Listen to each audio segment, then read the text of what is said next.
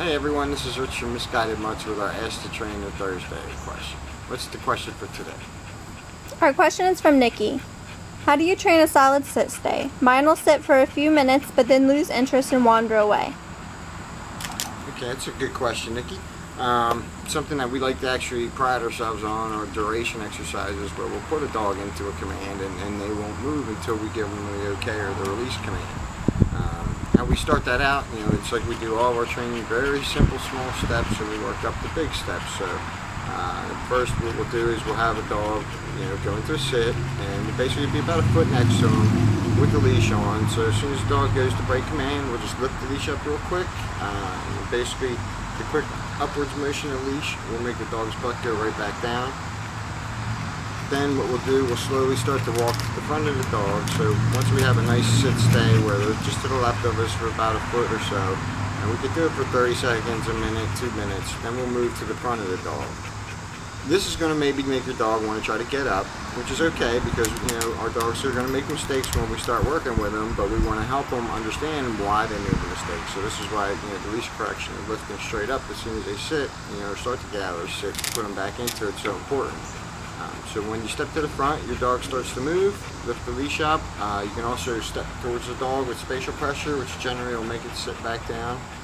Once we get it comfortable, to the side, to the front, we'll start to actually move maybe about 180 degrees in a circle around the dog. Now again, at first it's probably going to make the dog want to move. We're just going to correct it by putting it back in the spot, telling it no, and then moving on to doing it again. Eventually you're going to be able to walk with the leash loose around the dog 2 or 3 times, go counterclockwise, clockwise. At that point, you can start to kind of play around, drop the leash maybe, turn around, walk in front of the dog, walk towards the dog, back up towards the dog.